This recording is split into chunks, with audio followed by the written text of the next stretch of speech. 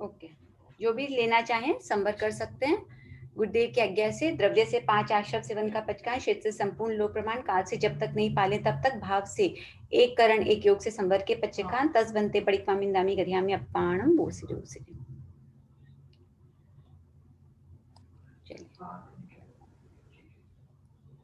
अर्हन्तो भगवन्त इन्द्रमहिता, सिद्धाश्च सिद्धि स्थिता, आचार्य जिन शासनोन्नतिकरा,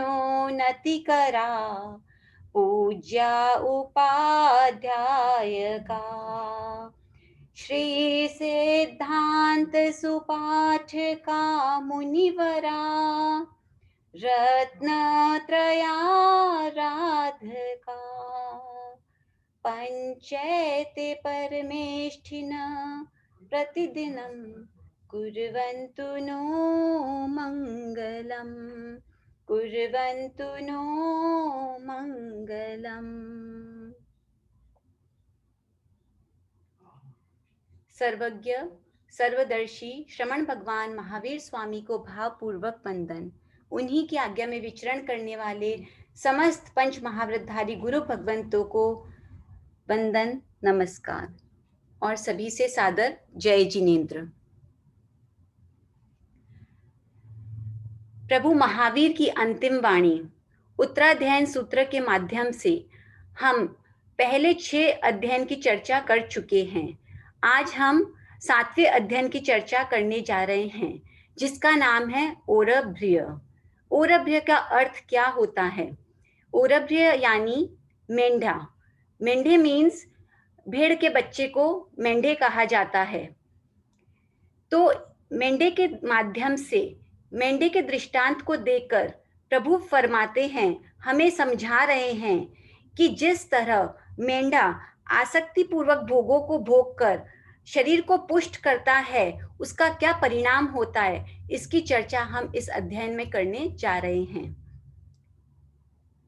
श्रमण संस्कृति का मूल आधार काम भोगों से विरक्ति और इंद्रिय विषयों के प्रति अनासक्ति है। जो व्यक्ति काम भोगों में लिप्त रहता है, विषय वासना के क्षणिक सुखों के पीछे परिणाम में छिपे हुए महादुखों का विचार नहीं करता, वह मनुष्य जन्म खो देता है, यानी वह मनुष्य जन्म को हार देता है। विषयों में आसक्त वह प्राणी मनुष्य भवरूपी मूल पूंजी को गंवाता ही है, साथ ही सम्यक पुरुषार्थ द्वारा प्राप्त हो सकने वाले देव भव रूपी महान लाभ को भी खो देता है। अज्ञान एवं मोह के वश काम भोगों में आसक्त एवं हिंसा, झूठ आदि पाप कर्मों में प्रवृत्त होकर मनुष्य भव रूपी मूल पूंजी के नाश से नरक और तिर्यंच गति का मेहमान बनता है। जो व्यक्ति बहुत अधिक काम वासना में गृद्ध रहता है, इंद्रियों सुख में आसक्त रहता है, वो मनुष्य भव को खो देता है और उसे नरक और तिर्यंच गति का मेहमान बनना पड़ता है।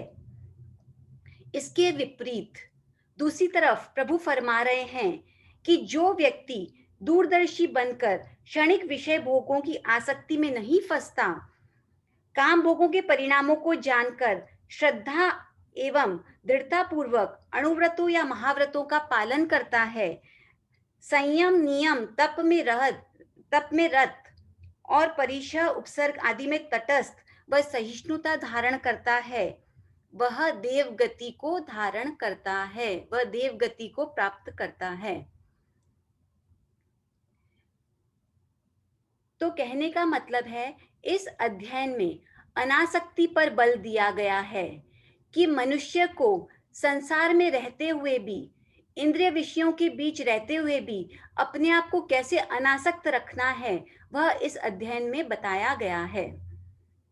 जहां आसक्ति है वहां दुख है, जहां अनासक्ति है वहां सुख है। इंद्रियां क्षणिक सुख की ओर आकर्षित होती है। श्रोतेंद्रिय, चक्षु इंद्रिय, घ्राणेन्द्रिय, रसनेन्द्रिय, स्पर्शनेन्द्रिय, ये पांचों इंद्रियां क्षणिक सुखों के पीछे आकर्षित होती ही रहती है 24/7।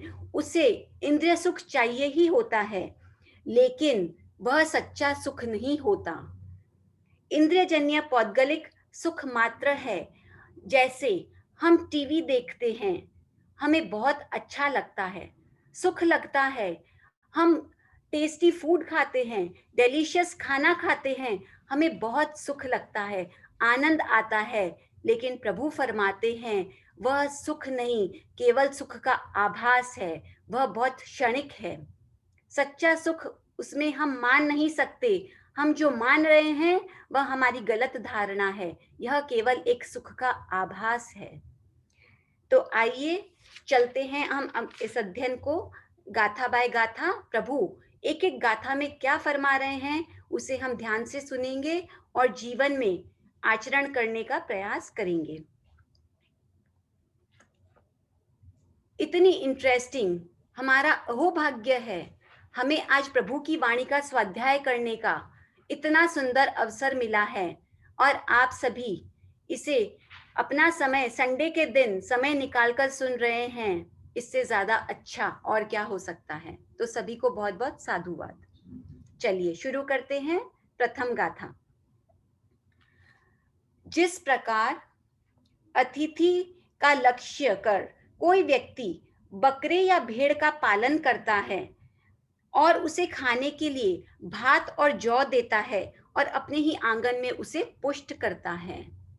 यहाँ पर मेंढे को पुष्ट करने का कोई कारण रहा है, उसे हम आगे देखेंगे। क्या कारण से व्यक्ति उस मेंढे को बहुत अच्छा हेल्दी न्यूट्रिशियस खाना खिलाता है और उसे पुष्ट बनाने की कोशिश करता है, लेकिन आगे इसमें एक स्वार्थ की भावना रही हुई है जिसे हम देखेंगे। इसके बाद जब वह बकरा पुष्ट समर्थ चर्बी वाला यानी मेंढा पुष्ट समर्थ चर्बी वाला बड़े पेट वाला और तृप्त होकर स्थूल शरीर वाला हो जाता है, तब उसका स्वामी अतिथि की प्रतीक्षा करता है कि मेरे घर कोई अतिथि आए और मैं इस मेंढे का कैसे यूज करूं, इसलिए उसने उसे हष्ट पुष्ट बनाया है। तीसरी गाथा में जब तक अतिथि नहीं आता तब तक वह मेंढा जीता है, उसका जीवन है अभी। इसके बाद मेहमान के आने पर उसका मस्तक काटकर खाया जाता है, तब वह दुखी होता है।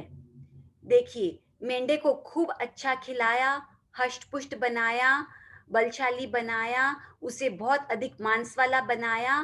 क्यों? क्योंकि वह व्यक्ति प्रतीक्षा कर रहा था कि मेहमान आए और मैं उस मेंढे को काट कर अपने अतिथि को उसका भोजन कराऊं। चौथी गाथा में प्रभु फरमा रहे हैं, जिस प्रकार निश्चय ही पुष्ट हुआ मेंढा अतिथि के लिए इष्ट है यानी प्रिय है और अतिथि के उद्देश्य से रखा गया है, इसी प्रकार अधर्मिष्ठ अज्ञानी जीव भी पापाचरण करके नरक आयु की इच्छा करता है यानी नरक गति में जाता है। फिर आता है नरक गति में जाने वाला जीव कैसे कैसे पाप कर्म करता है। यह बात आगे बताई जाती है। जो जीव अज्ञानी होता है, हिंसा करने वाला, झूठ बोलने वाला, मार्ग में लूटने वाला, दूसरे की वस्तु बिना दिए लेने वाला, चोरी करने वाला, छल कपट करने वाला, किसके यहाँ चोरी करूं ऐसा मन में भाव रखने वाला और महाआरंभ महापरिग्रह रखने वाला, मदिरा और मांस को खाने वाला, पुष्ट शरीर वाला तथा दूसरों का दमन करने वाला, दूसरों का शोषण करने वाला, खाने में कड़कड़ शब्द हो ऐसा भुना हुआ बकरे का मांस खाने वाला, इस प्रकार के जो पाप कर्म करता है वह जीव नरक में जाता है। जैसे बकरे के पुष्ट होने पर उसका स्वामी यह इच्छा कर रहा था कि मैं कब अतिथि आए और मेंढे को काट कर उसका भोजन अतिथि को खिलाऊं। वैसे ही जो मनुष्य पाप कर्म करता है, इतने सारे जो हम पापों की चर्चा करें ऊपर, उन सब पाप कर्मों को करने वाला नरक गति का मेहमान बनता है। आसन, शैया, वाहन, धन और 5 इंद्रियों के विषय भोगों को भोग कर, दुख से इकट्ठे किए हुए धन को छोड़कर और बहुत कर्मरज को एकत्रित करके इसके पश्चात वर्तमान काल का ही विचार करने वाला वह कर्मों से भारी हुआ प्राणी अतिथि के आने पर मेंढे के समान मृत्यु के समीप आने पर दुखी होता है। कहने का मतलब है, जिस तरह जब मेंढे को काट कर उसकी हत्या की गई, वह बड़ा दुखी हुआ, वैसे ही जो मनुष्य पापों का आचरण करता है, अंत में उसका फल नरक गति होता है और उसे दुखों का सामना करना पड़ता है, यानी वह दुर्गति को प्राप्त होता है। जिस तरह मेंढे ने बहुत आनंद लेकर अच्छा अच्छा खाना खाया, उस खाने में आसक्ति रखी, तो उसे दुर्गति का उसे काटा गया, मारा गया, अंत में दुखी होना पड़ा। ठीक वैसे ही जो भी संसारी प्राणी बहुत दुखों का आचरण करते हैं, पापों का बहुत पापों का आचरण करते हैं, पापों का सेवन करते हैं, अंत में उन्हें दुर्गति का ही मेहमान बनना पड़ता है। 10वीं गाथा में प्रभु फरमा रहे हैं, इसके बाद आयु के क्षीण हो जाने पर हिंसा करने वाले अज्ञानी जीव शरीर छोड़कर कर्म के वश होकर अंधकार वाली यानी आसुरी दिशा यानी नरक गति में जाते हैं। Very clear. अभी हमने बात करी ऊपर, इन सब पापों का सेवन करने वाला अंधकार वाली गति, जिसे हम कहेंगे नरक गति का मेहमान बनना पड़ता है। इसे एक उदाहरण के द्वारा समझाया जा रहा है आगे। जिस प्रकार कोई मनुष्य एक काकिनी के लिए 1000 रुपयों को खो देता है और कोई राजा रोग से मुक्त होकर अपथ्य आम खाकर मर जाता है, फलस्वरूप राज्य को खो देता है। देखिए, यहाँ पे काकिनी का मीनिंग लिया है पैसे की सबसे छोटी इकाई। लेट्स से हम $1 लेते हैं, उसकी सबसे छोटी इकाई, सबसे छोटी यूनिट 1 सेंट मानते हैं। तो जो व्यक्ति 1 सेंट के लिए अगर $1000 खो दे, तो क्या उसे हम समझदार कहेंगे? बिल्कुल नहीं। तो यहाँ कहा जा रहा है, कोई मनुष्य मात्र 1 सेंट के लिए अगर $1000 खो देता है, तो वह कहीं भी समझदार कहलाने के लायक नहीं है। और जो राजा जिसे आम का बहुत शौक है, रोग होने पर डॉक्टर ने उसे कहा कि आम ना खाया जाए तो आप रोग मुक्त रह सकते हैं, लेकिन राजा को आम अत्यधिक पसंद होने के कारण वह आम को नहीं छोड़ता, उसे सेवन कर लेता है, उसे खा लेता है और अंत में उसे अपने जीवन से ही हाथ धोना पड़ जाता है। तो क्या इसे हम समझदारी कहेंगे? जिस चीज को डॉक्टर हमें करने को मना कर रहे हैं, अगर हम उसी को करेंगे तो क्या वह समझदारी है? बिल्कुल नहीं। इसी प्रकार देव संबंधी काम भोगों के सामने मनुष्य संबंधी भोग भी काकिनी और आम के समान तुच्छ है, बेकार है। देव संबंधी काम भोग और दिव्य आयु अनेक हजार गुना अधिक है। जिस तरह व्यक्ति 1 सेंट के लिए $1000 खो देता है, ठीक वैसे ही जो व्यक्ति गलत कार्य करते हैं, प्रभु की वाणी का पालन नहीं करते, वे देव संबंधी काम भोग जो उन्हें देव गति मिलने वाली होती है, उसे वे खो देते हैं। 13वीं गाथा, प्रज्ञावान यानी ज्ञान और क्रियाशील पुरुष की देवगति में जो वह प्रसिद्ध अनेकों न्यूत परिमाण वाली अर्थात पल्योपम और सागरोपम की स्थिति होती है, उस दिव्य स्थिति के उन वर्षों को दुर्बुद्धि मनुष्य 100 वर्ष से भी कम आयु वाली छोटी सी आयु में हार जाते हैं। जैसे कि सभी को पता है, देवों की आयु कितनी पल्योपम और सागरोपम में होती है। पल्योपम और सागरोपम को कहा जाए तो असंख्यात वर्ष, जिसके नंबर्स बोलना भी हमारे लिए बड़ा मुश्किल होगा। इतनी आयु वाले देव भव को भी मनुष्य, और मनुष्य की स्थिति कितनी 100 वर्ष से भी कम, उतने से सालों में 100 वर्ष से भी कम आयु की स्थिति में वह अपने देव संबंधी जो भोग उसे प्राप्त होने वाले थे वह उसे खो बैठता है। 14वीं गाथा में आता है, जिस प्रकार 3 वणिक मनुष्य मूल पूंजी भी खोकर आया, यह उपमा जिस प्रकार 3 वणिक मूल पूंजी लेकर व्यापार करने के लिए निकले, उनमें से एक लाभ प्राप्त करके आया और एक मूल पूंजी लेकर लौट आया। प्रभु यहाँ पर एक दृष्टांत फरमाते हैं। जैसे एक सेठ के 3 पुत्र थे। सेठ ने तीनों पुत्रों को बुलाकर कहा, लो बेटे, मैं तुम तीनों को 1,000 मुद्रा देता हूं, जाओ इन मुद्रा को लेकर और व्यापार करके मेरे पास आना और अपनी योग्यता का परिचय देना। जैसे ही तीनों बेटों को पिता ने 1,000 मुद्राएं दी, पहले पुत्र ने तो सोचा कि मैं क्यों ना इन पैसों से आमोद प्रमोद कर लूं, क्यों नहीं मजा ले लूं, जिंदगी तो एक बार मिलती है, तो मुझे जो पैसे मिले हैं इनसे आमोद प्रमोद कर लूं। पैसा है तो भोग करना चाहिए, कुछ दिन मौज शौक करके फिर व्यापार करूंगा।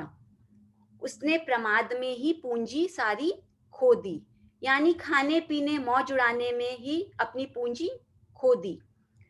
दूसरे बेटे ने पूंजी को सुरक्षित लगाकर ब्याज पर लगा दी। तीसरे ने सोचा कि मैं इस पूंजी से व्यापार करूंगा और खूब लाभ कमाऊंगा, और उसने वैसा ही किया। तीसरे बेटे ने पूंजी को व्यापार में लगा दिया और खूब लाभ कमाया। तीनों पुत्र जब पिताजी के पास आते हैं तो पहला बेटा मूलधन गंवाकर आया, दूसरे बेटे ने अपनी पूंजी को सुरक्षित रख ली और तीसरे बेटे ने पूंजी को कई गुना करके लौटाई। तो कहने का मतलब है, जो मनुष्य भाव है वह मूल पूंजी है, यानी दूसरे बेटे की तरह जिसने मूल पूंजी को सुरक्षित रखा। देवगति उसका लाभ है, यानी तीसरा बेटा जिसने अपनी पूंजी से उसे कई गुना बढ़ा दिया था, उसका रिजल्ट है देवगति। और तीसरा बेटा जिसने सारी पूंजी खो दी, उसका बताते हैं नरक और तिर्यंच गति। नरक और तिर्यंच गति मूल पूंजी की भी हानि है। तो यहाँ पर हम अपने आप को रखकर अपना इवैल्यूएशन कर सकते हैं कि आज हम मनुष्य भव में हैं, क्या हम अपनी मूल भव, अपनी मूल पूंजी को सुरक्षित रख पा रहे हैं, कहीं लॉस में तो नहीं जा रहे। अगर लॉस में नहीं जा रहे, बहुत अच्छी बात है, हम उसको मल्टीप्लाई कर पा रहे हैं, तो सब अपना अपना इवैल्यूएशन करें कि हमें जो भव मिला है, क्या करने को मिला है, प्रभु हमें क्या करने को कह रहे हैं। ये नहीं कह रहे कि 24/7 आप मुंहपत्ती बांध के सामायिक करिए, ये नहीं कह रहे कि जो करना है आप अपना कुछ दूसरा कार्य मत करिए, इसी में लग जाइए, लेकिन अपने जीवन को कैसे हम व्यवस्थित बना सकते हैं, संसार में रहकर भी हम किस तरह ऊपर उठ सकते हैं, संसार में रहकर भी हम कमलवत रहना सीख जाएं, तो प्रभु की वाणी का हम कई हद तक पालन कर सकते हैं। तो यह तो हुआ एक दृष्टांत। नेक्स्ट हम चलते हैं 14वीं 15वीं गाथा का, यह एक दृष्टांत था। अब हम चलते हैं 17th गाथा पे। अज्ञानी जीव को दो प्रकार की अर्थात नरक और तिर्यंच गति की प्राप्ति होती है। वे गतियां वध बंधन आदि मूल वाली है, यानी वध बंधन आदि कारणों से ये गतियां प्राप्त होती है। जो बहुत हिंसा में लगे रहते हैं, बहुत आरंभ, बहुत परिग्रह में लगे रहते हैं, उन्हें नरक और तिर्यंच गति प्राप्त होती है।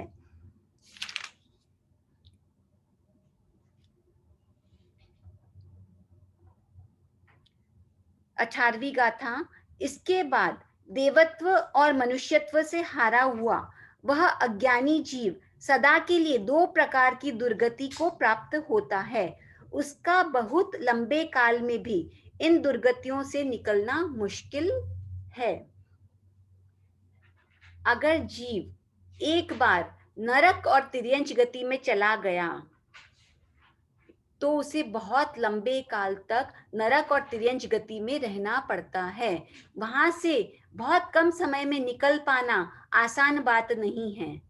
इसलिए हम जो भी करें सोचकर विचार कर करें।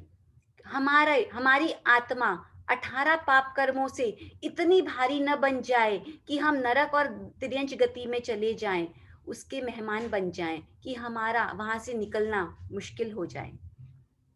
19वीं गाथा में इस प्रकार देव और मनुष्य गति को हारे हुए अज्ञानी जीव की और देव और मनुष्य गति प्राप्त करने वाले पंडित पुरुष की अपनी बुद्धि से तुलना करके जो पुरुष मनुष्य की योनि को प्राप्त करते हैं, वे मूल पूंजी में प्रवेश करते हैं, अर्थात वे मूल पूंजी लेकर लौटने वाले वणिक के समान हैं, जिसकी बात हम पहले कर चुके हैं।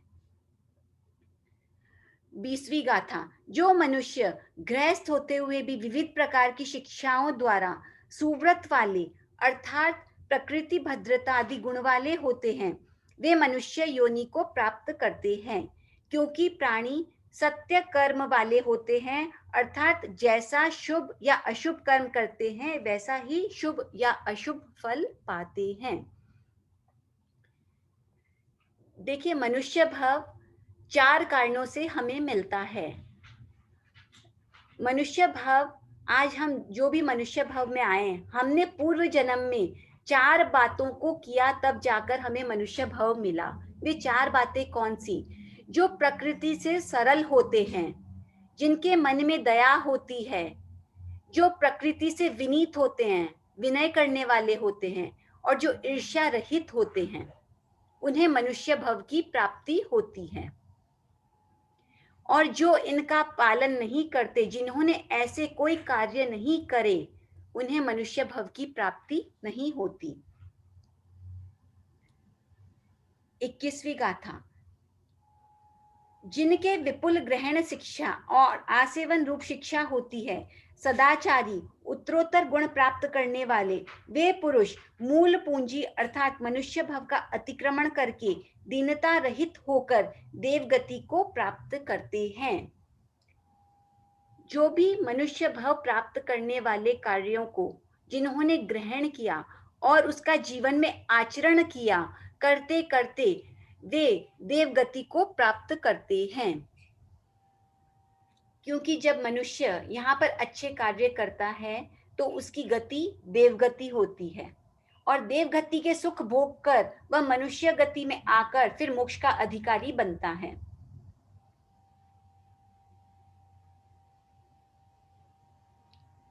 इस प्रकार ग्रहण रूप शिक्षा और आसेवन रूप शिक्षा से मनुष्य और देवगति को प्राप्त करने वाले दीनता रहित साधु और गृहस्थ को जानकर विवेकी पुरुष देवगति रूप लाभ किस प्रकार विषय कषाय आदि वश होकर हार जाता है और हारता हुआ भी नहीं जानता है। जिस प्रकार कुशाग्र अर्थात डाब की नोक पर रहा हुआ पानी यदि समुद्र के साथ नापा जाए तो उनमें महान अंतर दिखाई देगा, और समुद्र की तुलना में कुशाग्र स्थित जल बिंदु अत्यंत शुद्र दिखाई देगा।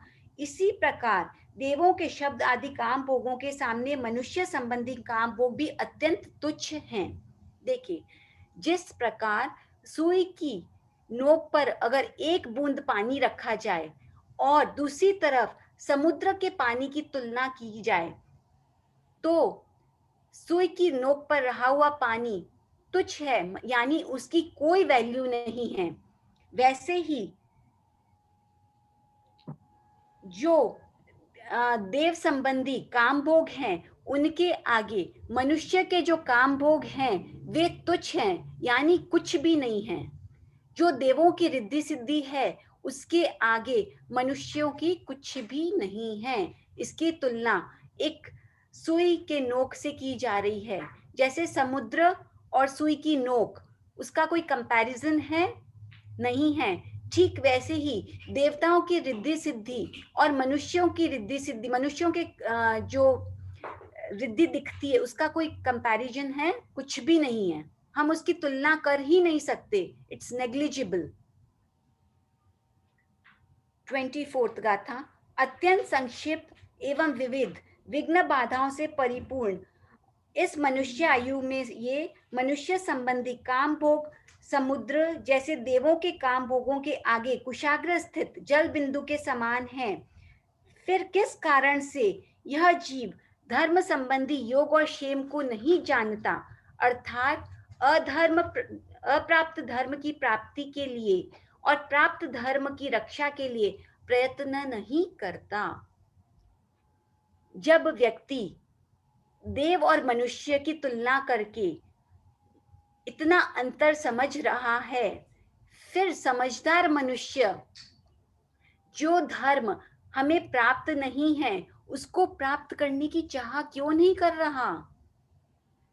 जो धर्म हम आज तक नहीं कर पा रहे उसे करने की चाह हम में क्यों नहीं जग रही? पूछिए अपने आप से। जब इतना डिफरेंस हम देख रहे हैं समुद्र और सुई की नोक में, मनुष्य और देव की रिद्धि सिद्धि में, फिर हम अप्राप्त धर्म को प्राप्त करने के लिए प्रयत्न क्यों नहीं कर रहे? और प्राप्त धर्म की रक्षा करने के लिए भी प्रयत्न क्यों नहीं कर रहे? जो डोर आज हमारे हाथ में है, कौन सी डोर? अहिंसा, संयम और तप की डोर। प्रभु महावीर की वाणी की डोर आज हमें प्राप्त है। हम उस डोर को क्यों नहीं पकड़े रखना चाह रहे? हम उसकी रक्षा क्यों नहीं करना चाह रहे? पूछें स्वयं से। इस लोक में शब्दादि विषयों से निवृत्त न होने वाले का आत्मा का अर्थ स्वर्ग आदि नष्ट हो जाता है, जिससे न्याय युक्त सम्यक दर्शन आदि रूप मोक्ष मार्ग को सुनकर भी पुनः उससे भ्रष्ट हो जाता है।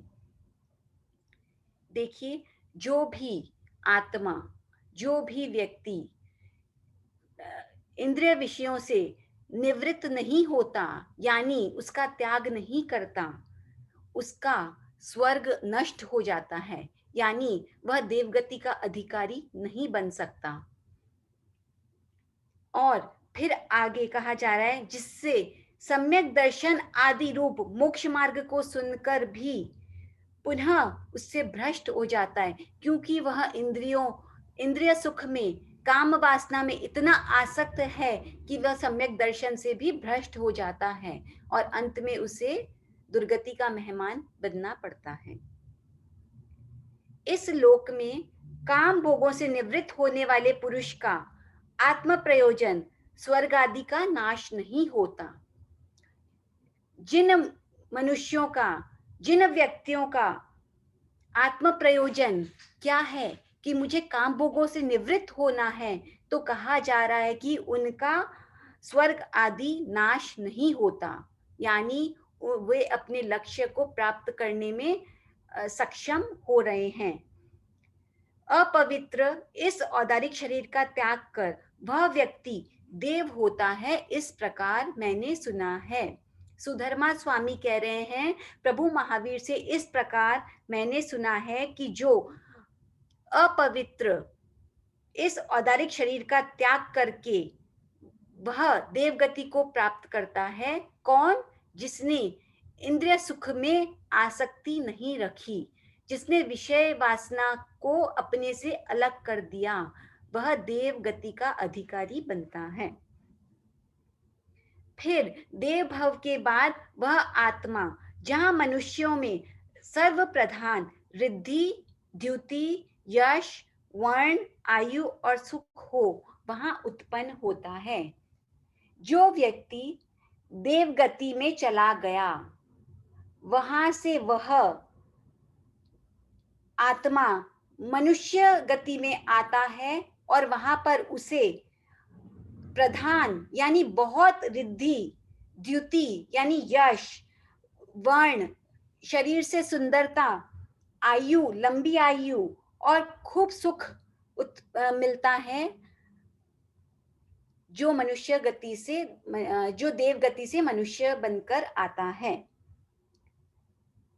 बाल अर्थात अज्ञानी पुरुष की अज्ञानता देखो, वह अधर्म को अंगीकार करके धर्म का त्याग कर बहुत ही अधर्मी होकर नरक में उत्पन्न होता है। इसकी हमने बार बार चर्चा करी कि जो व्यक्ति अधर्मी होता है, पापों का आचरण करता है, अपने आप को पापों में लगाए रखता है, वह अधर्मी नरक में उत्पन्न होता है।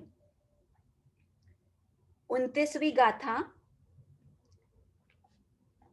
क्षमा आदि सभी धर्मों का पालन करने वाले धीर बुद्धिशाली पुरुष की धीरता, बुद्धिमत्ता को देखो कि वह अधर्म का त्याग कर अतिशय धर्मात्मा होकर देवों में उत्पन्न होता है।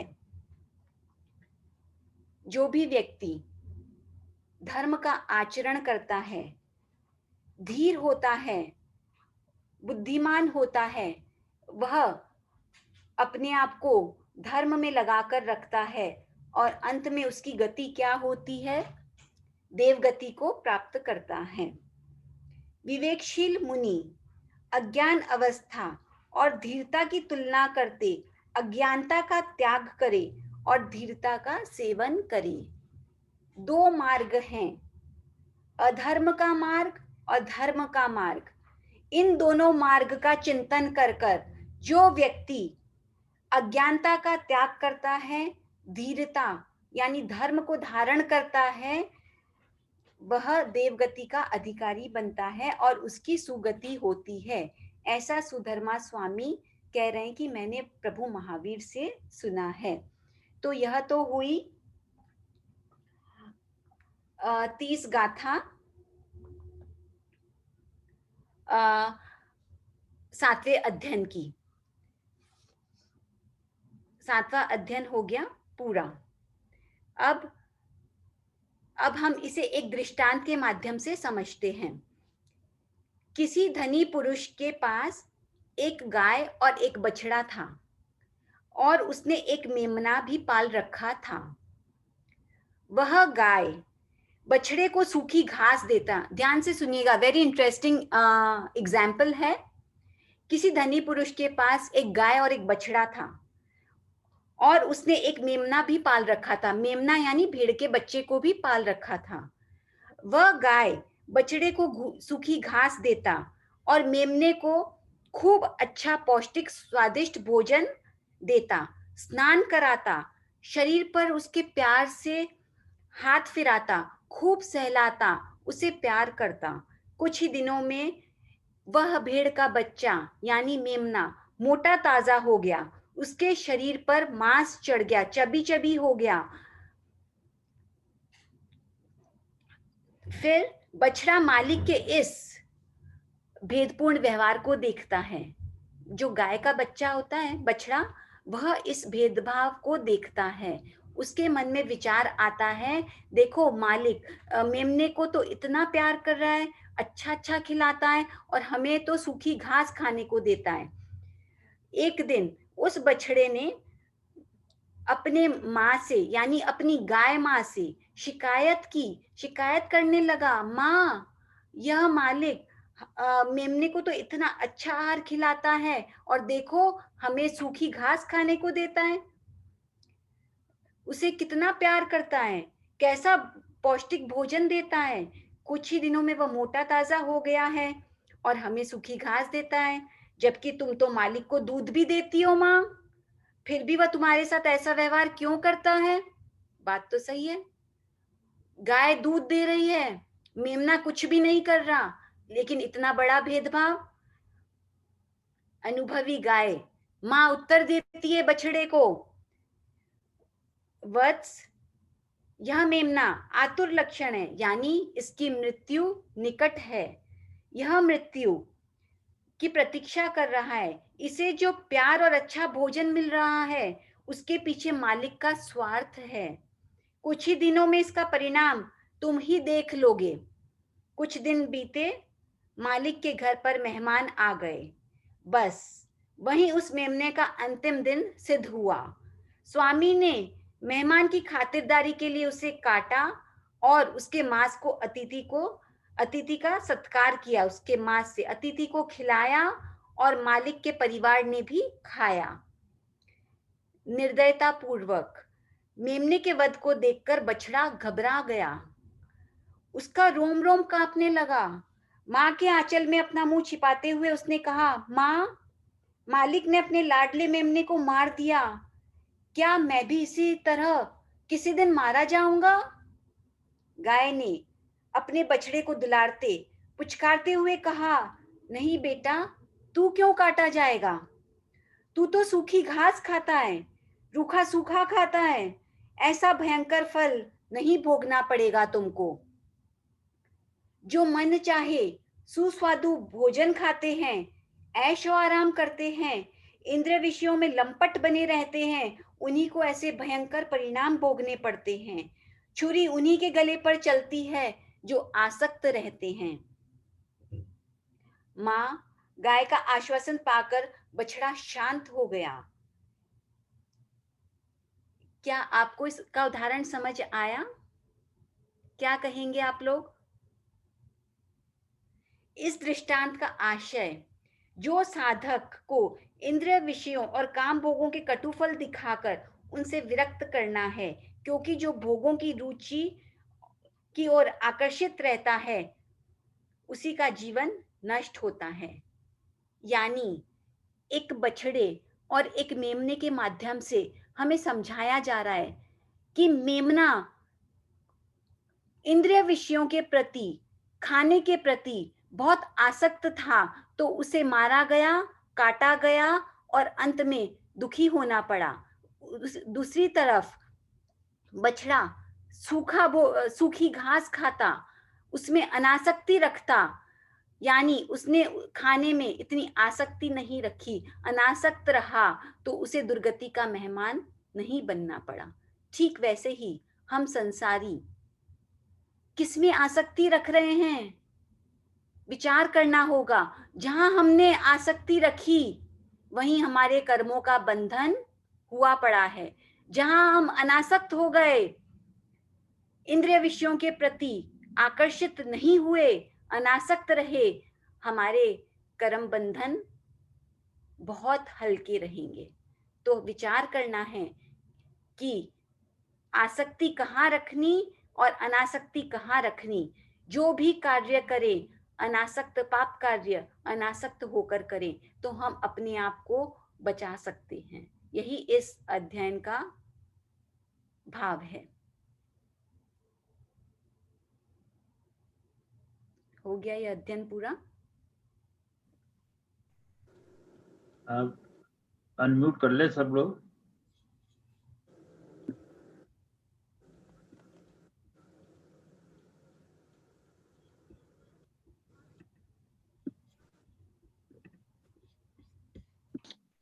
मनोज जी, आप कुछ बोलना पड़ रही? मनोज जी, आप कुछ बोलना चाहेंगे? आपका भी बहुत अध्ययन किया हुआ है त्रैधन सूत्र का। नहीं, बहुत अच्छा बताया आपने। बस आपकी जो 2 कहानियां हैं आपने, उसका थोड़ा अगर आपकी इजाजत हो तो मैं थोड़ा और डिटेल में बता सकता हूँ। एक जो आपने के सेंट्स के बारे में बताया, उसकी कहानी का अगर आप चाहो तो थोड़ा मैं और कॉन्टेक्स्ट दे सकता हूँ। हाँ जरूर सर। तो उसका कॉन्टेक्स्ट ये है कि एक भिखारी था और उस भिखारी ने काफी पैसे जमा करके रखे थे और वो हजार हजार आपकी भाषा $1000 तक इकट्ठे कर लिए थे।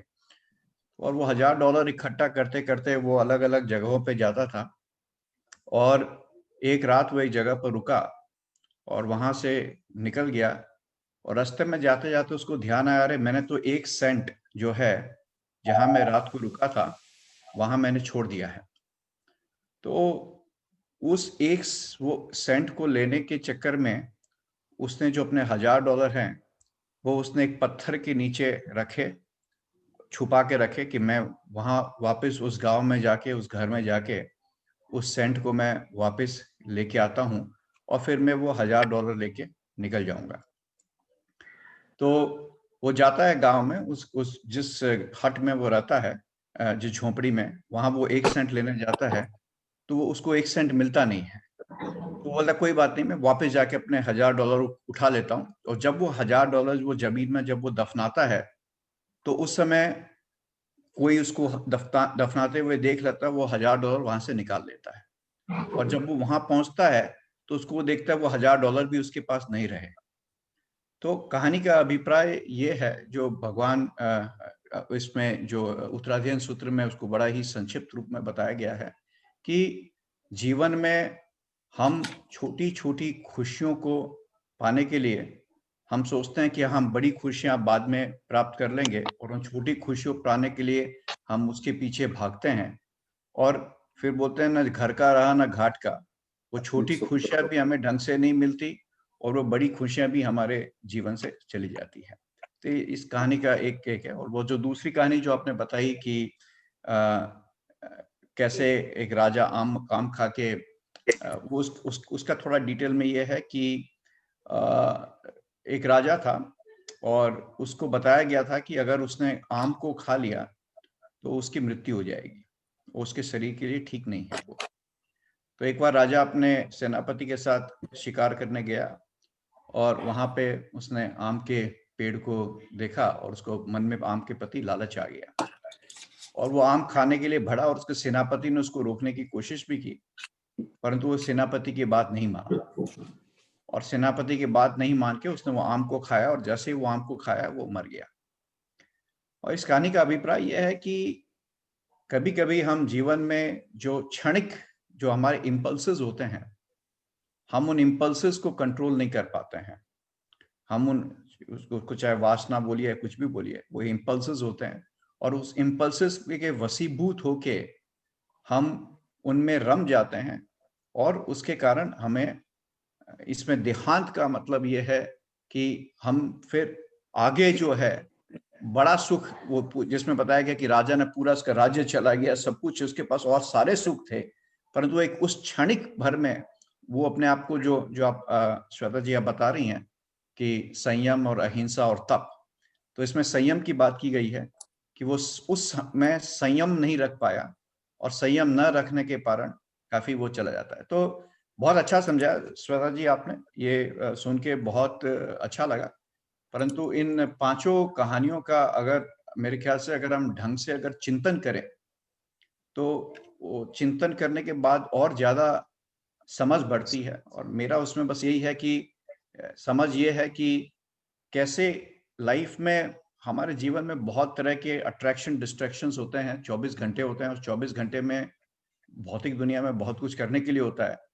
परंतु अगर हम फोकस रखें कि जो हमें वो चीज करनी है और बाकी जो डिस्ट्रैक्शंस हैं उस डिस्ट्रैक्शंस को सिर्फ हम ज्ञाता दृष्टा भाव से सिर्फ देखते रहें, परंतु उसमें हम रमे नहीं, उनको हम एनालाइज नहीं करें, उनको हम जज नहीं करें। प्रॉब्लम हमारी ये हो जाती है कि हम जजमेंट में हमारी we are natural problem solvers. हमको लगता है कि हमें एनालिसिस तो करनी चाहिए, हमारे अंदर एक दिमागी एक कीड़ा है, कोई भी चीज हम देख लेते हैं हमको लगता है हम इसका एनालाइज तो हमको करना ही चाहिए। कोई भी प्रॉब्लम होती है हमको लगता है ये तो हमारी जिम्मेदारी है हम उस प्रॉब्लम को सॉल्व करें। अगर प्रॉब्लम नहीं भी हो तो हम प्रॉब्लम क्रिएट कर लेते हैं ताकि हम उसको सॉल्व करें। और जब वो होता है तो एक जजमेंट होता है, अच्छे बुरे उसको हम जज करते हैं, और जैसे ही हम जज करते हैं हम उस जाल में फंस जाते हैं। वो जजमेंट होता है, जजमेंट के कारण फिर राग द्वेष होता है, राग द्वेष के कारण मोह चला जाता है, राइट, और फिर हम उस कीचड़ दलदल में फंसते जाते हैं।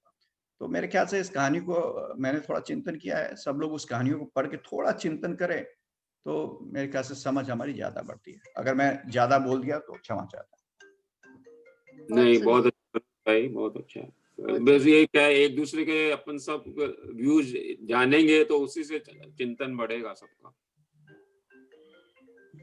बहुत अच्छा। और जो अपन ने चैप्टर, दोनों तीनों चैप्टर, इस मतलब हर चैप्टर अपन सामयिक ग्रुप में डाल रहे हैं, तो उसको पढ़ेंगे तो उससे भी अपना बहुत ज्यादा अपनी नॉलेज बढ़ेगी।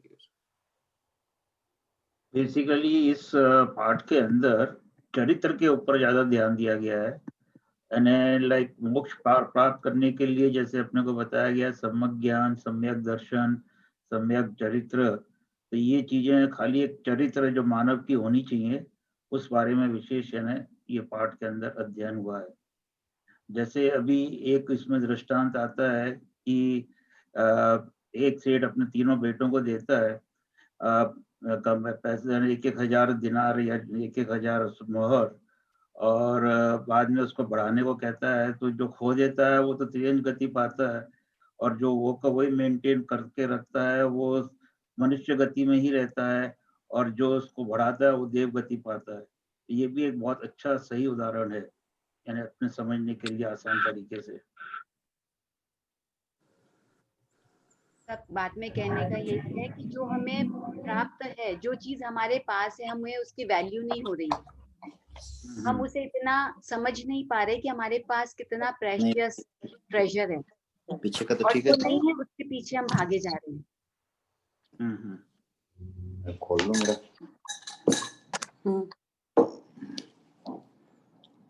तो यही बात, आज अष्टमी भी है,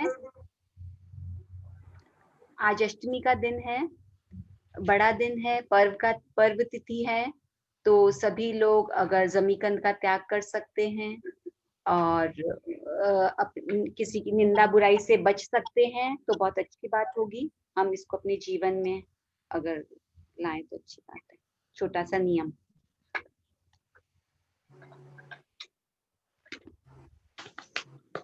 और किसी को कुछ बोलना हो, कुछ पूछना, आप सभी में चर्चा करनी हो? मेरा एक प्रश्न है। इसमें 3 जो दृष्टांतों में बताया है कि देव गति प्राप्त होती है, लेकिन हमारा उद्देश्य देव गति प्राप्त करना तो है नहीं, हमारा उद्देश्य तो मोक्ष प्राप्त करना है, और देवों को भी मनुष्य गति मिलने के बाद ही वो मोक्ष जा सकते हैं। तो ये देव गति पाने का क्या उद्देश्य है? देखिए, जो श्रावक की गति है ना, श्रावक काल करके, जो सुश्रावक है वह काल करके उसकी गति है 70 की 42 की, वो 12 देवलोक और नवलोकांतिक तक ही जा सकता है। मनुष्य की गति 12 देवलोक और नवलोकांतिक, इनके पर्याप्त और अपर्याप्त, ऐसे 42 जगह पर श्रावक जा सकता है, और कहीं नहीं जाता श्रावक, देवगति ही प्राप्त करता है, और वहां से वापस वो मनुष्य गति में आकर फिर मोक्ष जा सकता है, क्योंकि यहाँ से डायरेक्ट मोक्ष जाने का नहीं है। जैसे बोलते ना, डायरेक्ट फ्लाइट नहीं है। अगर हमें इंडिया जाना हो, अभी शुरू हो गई, जैसे किसी जगह के लिए डायरेक्ट फ्लाइट नहीं होती, ठीक वैसे ही यहाँ से मोक्ष की डायरेक्ट फ्लाइट नहीं है। यहाँ से तीसरे भोग के अंदर ही अपने को जैसे मोक्ष मिल सकता है अगर आज धारण करे, तो उसके पहले एक गति यानी देव गति होनी चाहिए, फिर वापस मनुष्य गति में आके और फिर जाया जा सकता है। यही कहने का अभिप्राय है। गति से मनुष्य गति प्राप्त करी तो वहां से आपको मोक्ष नहीं है, देव गति से मनुष्य बन के फिर ही आप मोक्ष जा सकते हैं। हाँ, एक स्टेज बहुत जरूरी हो जाती है। मतलब देव गति तो एक स्टेशन, आपको एक बार करके जाना ही पड़ता है और वापस आओ और फिर ट्रांजिट मोक्ष जाने के लिए। और देवगति में भी हल्की जाति के और ऊंची जाति के देवता होते हैं, उसमें आप ऊंची जाति के देवता में जाते हैं, नॉट हल्की जाति। जो देवता इधर उधर घूमते हैं ना, उसमें नहीं जाते, भवनपति वाणव्यंतर में नहीं जा रहे। 12 देवलोक और नवलोकांतिक, ऐसा। Thank you. मदन जी, आप कभी बाद में ऑफलाइन डिस्कस कर सकते हैं। जैन शास्त्रों में बताया गया है मदन जी कि हम ये मोक्ष कब मिलेगा कब नहीं मिलेगा, हु नोस, परंतु बहुत सारी आत्माएं हजारों हजारों लाइफ भ्रमण करती हैं। और जैन शास्त्रों में लिखा गया है कि, अगर मैं संक्षिप्त में आपको बताता हूं, कि एक 2000 लाइफ का साइकिल होता है। 2000 बार आदमी जन्म लेता है और उस 2000 लाइफ के साइकिल में स्वर्ग लोक भी जाता है, नरक लोक भी आता है और मनुष्य गति में भी आता है। और ये 2000 साल का लाइफ खत्म होने के बाद फिर वो एक डोरमेंट स्टेज में चला जाता है, फिर वो वापस 2000 लाइफ के साइकिल्स में आता है। तो हमारे जैन शास्त्रों के अनुसार हमारा जो लाइफ लॉन्ग है वो तो millions and billions of years है। पता नहीं हम कितने भवों से हम स्वर्ग और नर्क और मनुष्य जाति में भ्रमण करते जा रहे हैं। इसी उत्तराध्ययन सूत्र के, अगर आपने तीसरे अध्ययन को चतुरंगीय श्वेता जी ने कराया होगा आपको, उसमें बताया गया है कि उसके जो आखिरी जो गाथाएं हैं, कैसे देवलोक से मनुष्य जब आते हैं तो वो अच्छे भव में पैदा होते हैं। तो मेरा व्यक्तिगत, अगर चर्चा हो रही है इसलिए मैं बता रहा हूँ, मेरा व्यक्तिगत विचार है कि अब कुछ लोगों को तो हजारों साल लग जाता है निकलने के लिए, कुछ लोगों को क्षण भर में, जैसे बाहुबली का अगर एग्जांपल दिया जाए, इतने साल खड़े रहे, कुछ नहीं हुआ, परंतु क्षण भर में जैसे ही उनकी दो बहनों ने उनको वो ज्ञान प्राप्त हुआ, तुरंत उनको केवल ज्ञान आ गया। तो आई डोंट नो, मैं पर्टिकुलरली इस एरिया में मैंने थोड़ा चिंतन किया है, मैं कंफ्यूज था, परंतु मैंने फिर चिंतन करना छोड़ दिया कि अब कहाँ जाऊंगा, क्या करूंगा, हु नोस, उसके बारे में ज्यादा सोचने में मतलब नहीं है। जो करंट लाइफ है उसको मैं कैसे, मैं अपनी व्यक्तिगत बात बता रहा हूँ, मैं इसका मतलब ये नहीं है कि ये सही है या गलत है, मैं अपना व्यक्तिगत अनुभव आपके साथ शेयर कर रहा हूँ।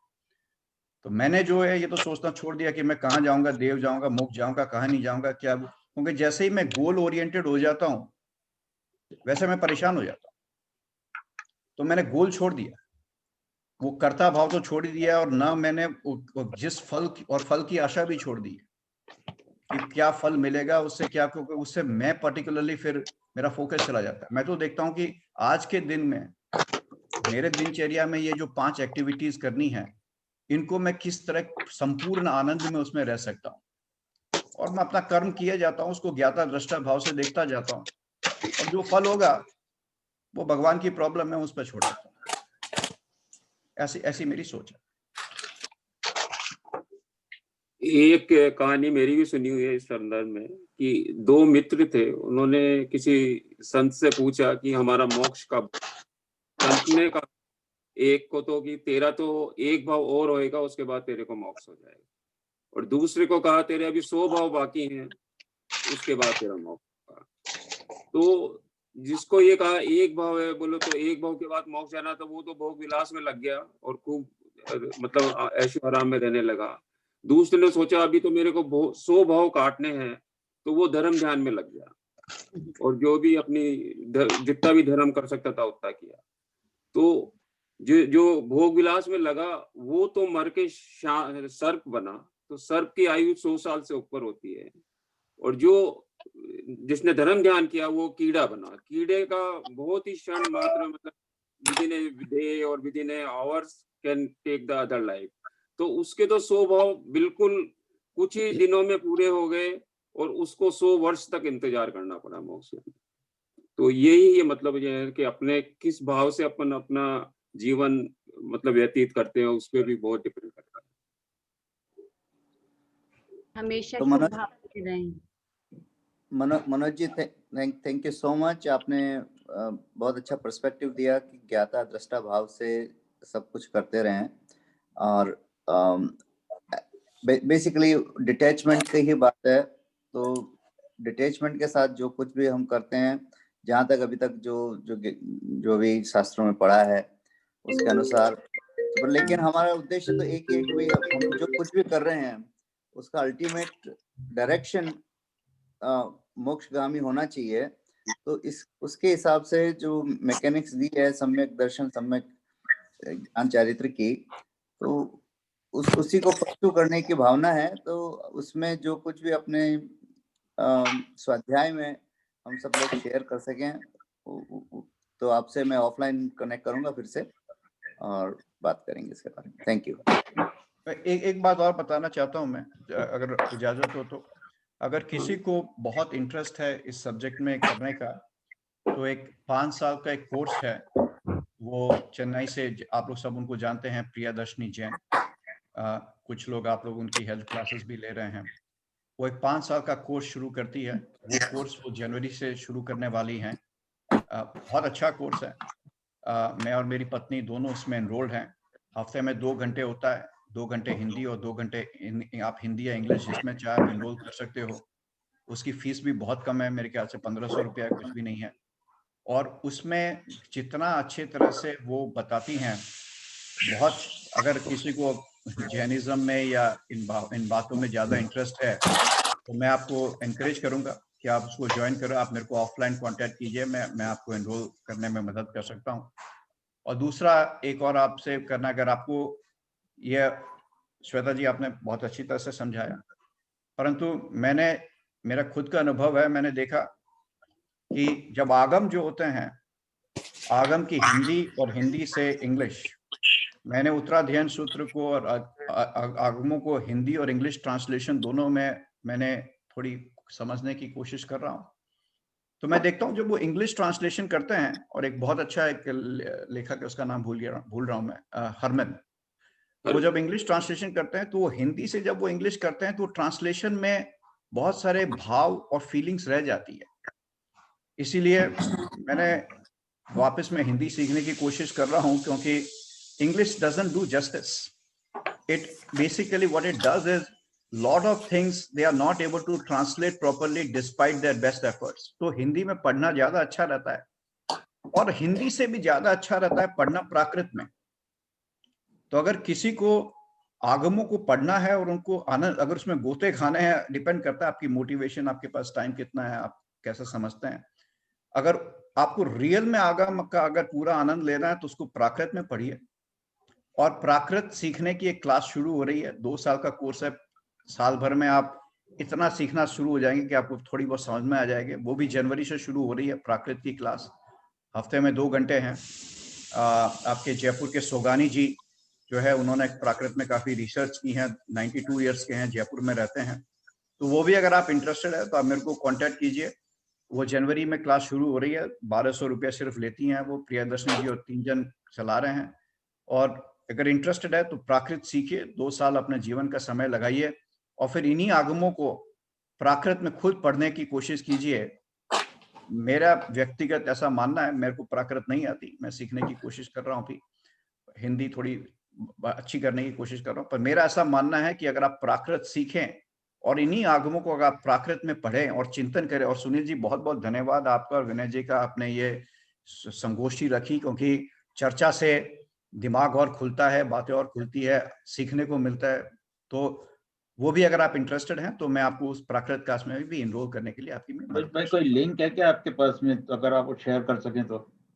हाँ, मैं आपको, हाँ, ये आपके जयपुर की संस्था चलाती है, मैं वो लिंक मैं आपको अगले क्लास में मैं आपको बता दूंगा। उसके कुछ नहीं, बहुत सिंपल है। सामूहिक सामयिक ग्रुप में आपको ऐड किया है, तो उसमें डाल दीजिए। तो जिसमें नहीं, वो डायरेक्ट नहीं डाल पाएंगे, कोई भी आप एडमिन को भेज दीजिए तो वो डाल देंगे सर।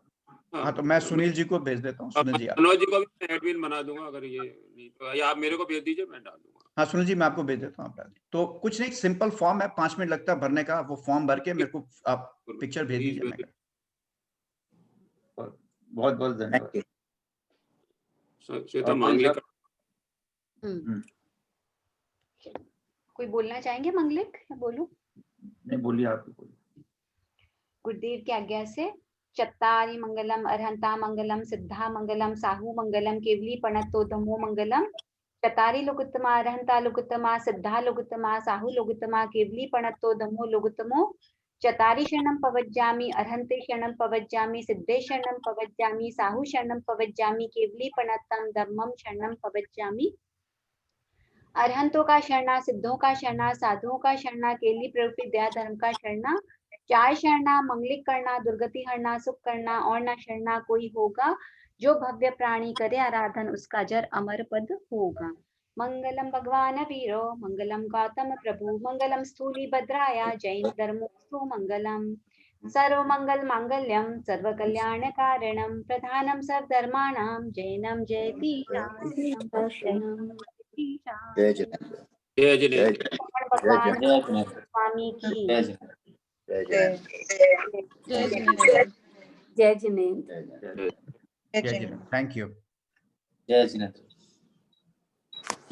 संबर के 55 कोई भी पालना चाहे न फासिम न पालिम न तीम न कीचम न सोयम न रेमन पालिम न तस्में छामि दुक्कम 3 नवकार। नमो।